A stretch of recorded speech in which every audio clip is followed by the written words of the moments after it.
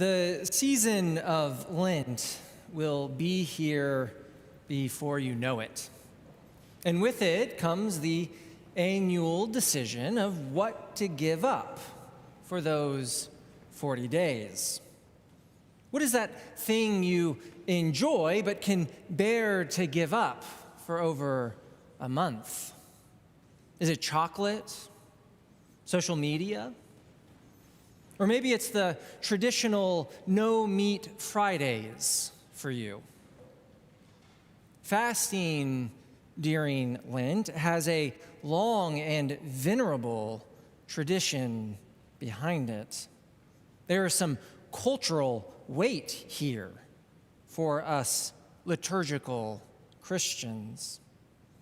Many of us will be weighing our options in the coming week and a half. So maybe right now, in this very spirit, we can come to appreciate just how the Israelites must have felt whenever they saw a prophet like Isaiah coming into town.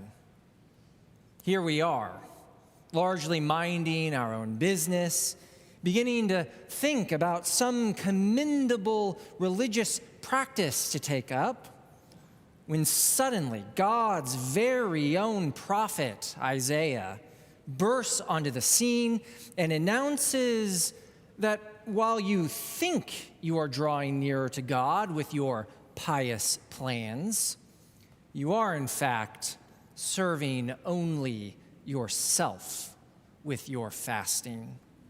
Your self-denial is nothing more than a farce. There is nothing righteous in it, and it will earn you no favor from the Lord. Now, how's that for an encouraging word from God? At this point, the question hanging in the air is why even bother with what is a rather inconvenient Lenten tradition? Why go through all the trouble if Isaiah is just going to tell you that you're doing it wrong anyway? But before we settle on that conclusion, let us consider more carefully the whole purpose behind the Lenten fast in the first place. It's important to remember that the Lenten 40-day fast follows from the example of Jesus himself, who spent 40 days fasting in the wilderness immediately after his baptism. But why does Jesus take up this fast in the wilderness?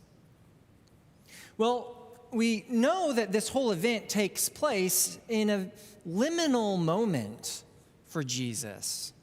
He's been baptized by John, the Holy Spirit has descended on him, and the Father has pronounced his identity as the Son. From here will come his public ministry, his traveling, his teaching and healing, his facing down the powers and principalities of the world. And to begin all of that great work, he must be prepared. He must first face temptation itself, the devil. So he goes into the wilderness, into the very heart of danger, that place where there is no rule of law, no protectors, no walls, but darkness and wildness and chaos, beasts and bandits and demons. But it is also a place set apart, a place without distraction.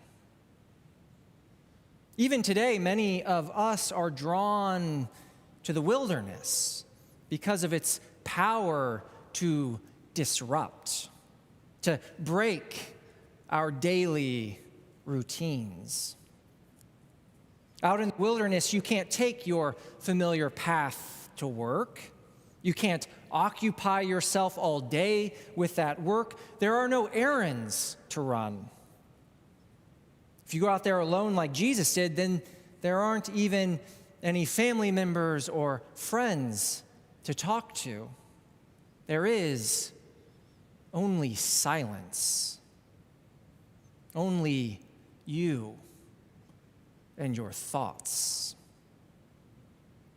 And if you've ever stepped away from all the distraction available to us, ever resisted the siren call of your smartphone long enough to remember what true boredom feels like, then you too know what dangers lurk in the silence of the wilderness.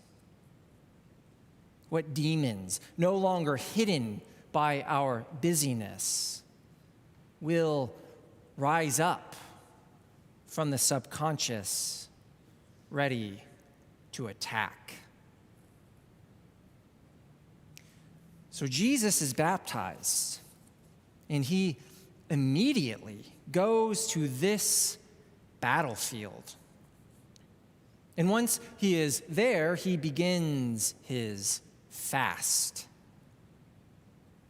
And now we can see the true purpose of fasting. It is the training of a warrior, boot camp, preparation for a showdown with the devil. After all, what is the devil's weapon of choice? Is he not the great tempter? So it's only logical that Jesus prepares himself for these temptations with training. He denies himself these smaller things. He reminds himself of his relationship with the Father, and he puts away the things of the world in order to focus on the spiritual matter before him. Fasting is fundamentally a program of training and preparation, so that at the end of those 40 days, Jesus faces down the devil and his temptations, and Jesus emerges from the wilderness victorious. This is our model for Lent. This is your goal in Lent: to enter into your own wilderness, to strip away the distractions of this world, and to prepare your body and soul with training. But be warned, if you really commit to this path, the devil will be waiting for you with temptations. And this brings us back to Isaiah's warning.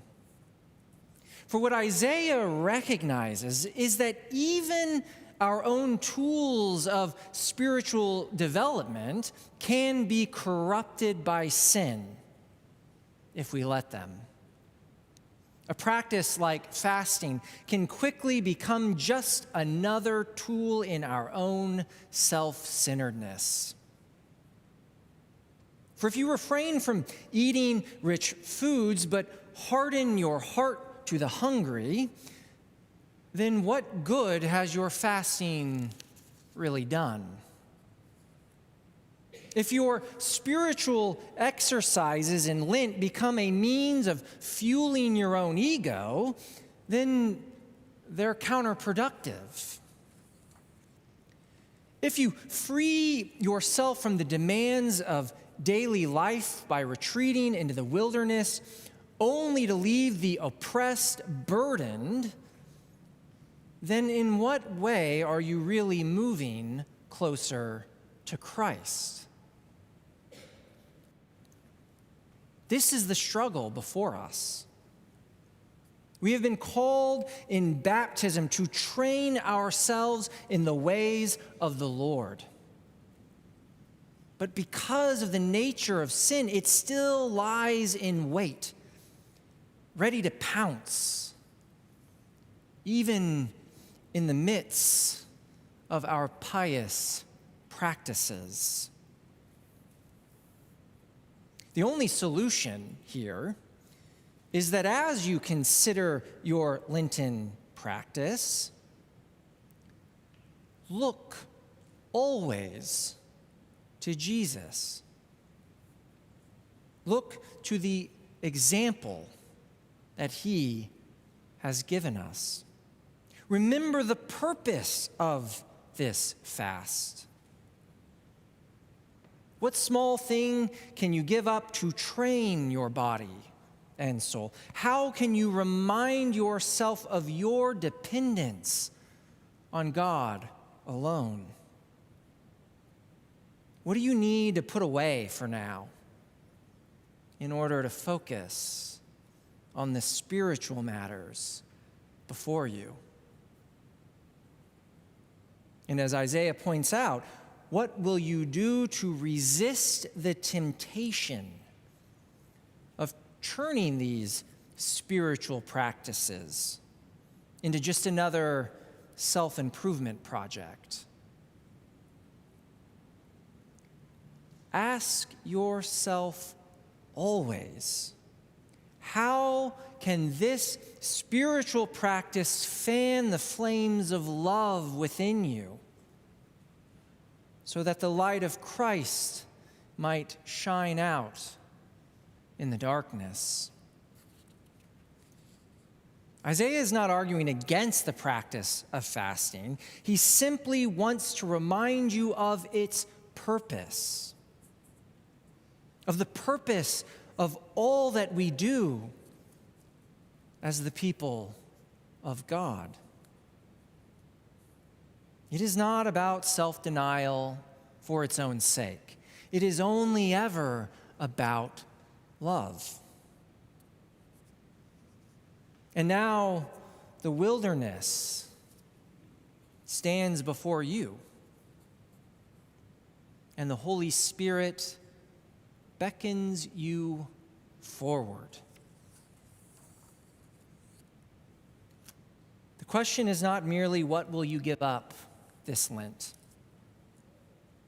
The question is, how will you follow the Lord ever deeper into his way of love?